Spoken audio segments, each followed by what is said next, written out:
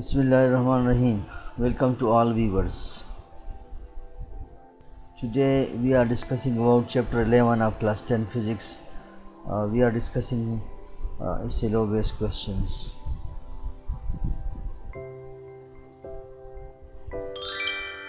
The first question is to define sound and explain how it is produced.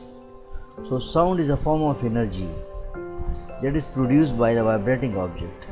These vibrations created pressure waves in a medium such as air, water, and solids, which propagate as a sound waves. When these sound waves reach our ears, they are interpreted as sound. The next question is compare the speed of sound in solid, liquid and gases. Speed of sound जो है ये liquid gases और solid में different है.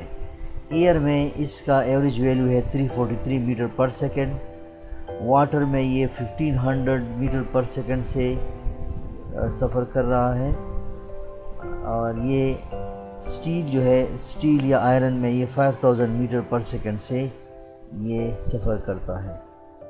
अगला question है कि what is frequency and how does it relate to the pitch of A sound. तो फ्रीक्वेंसी जो है नंबर ऑफ साइकिल्स पर सेकेंड, यानी अगर एक साउंड वेव जो है एक सेकेंड में ये कितने इस तरह साइकिल्स, फॉर एग्जांपल ये 1 साइकिल हो गया, ये 2 साइकिल, ये 3rd साइकिल, ये 4th साइकिल, इस तरह ये फॉर एग्जांपल 3 साइकिल्स 1 सेकेंड में ये कवर करता है. तो हम कहते हैं कि इसकी जो फ्रीक्वेंसी है वो 3 हर्ट्ज़ है. इसकी फ्रीक्वेंसी हो गई 3 hertz. Frequency is the number of vibration और साइकिल्स पर सेकेंड मेजर इन हर्ट्ज़. जबकि पिच के बारे में अगर बात करें, the pitch of sound is determined by it's frequency. A higher frequency result in a higher pitch. जितनी फ्रीक्वेंसी ज़्यादा होगी तो पिच ज़्यादा होगा. नेक्स्ट क्वेश्चन में हम साउंड के कैरेक्टरिस्टिक के बारे में बात करेंगे, जो कि ये बहुत इम्पोर्टेंट सवाल है.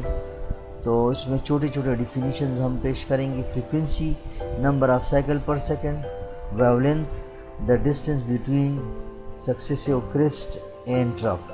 फॉर एग्ज़ाम्पल हमारे पास एक वेव है, तो ये वेव है, इसका ये क्रेस्ट हो गया और ये ट्रफ हो गया. तो इस ट्रफ और क्रेस्ट के दरमियान जितना भी फासला है, 1 क्रेस्ट और 1 ट्रफ का जो फासला है, ये कहलाता है वेवलेंथ. हम इस तरह भी कह सकते हैं कि दो क्रेस्ट और 2 ट्रफ के दरमियान फासला, यानी ये 2 क्रेस्ट हो गई या 2 ट्रफ हो गए, इनके दरमियान फासला, ये भी वेवलेंथ तस्वर किया जाता है. अगला है amplitude, the maximum displacement of A wave from its rest position. यानी फॉर एग्ज़ाम्पल ये पेंडुलम है, ये मीन पोजीशन है. अगर हम इसको सिर्फ हम इतना तक हम इसको पहुंचा सके ऊपर, मज़ीद ये ऊपर नहीं जा सकता, तो ये मैक्सिमम डिस्प्लेसमेंट हो गया और ये इसका एम्पलीट्यूड कहलाता है.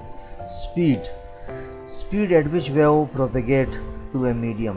यानी मीडियम में जिस स्पीड से ये सफ़र करता है, जिस यानी हम कहते हैं कि distance cover by a body in unit time is called speed. हम ये स्पीड का आम डिफिनीशन करते हैं, तो साउंड के लिए ये होगा कि distance cover by sound in 1 second is called speed of sound.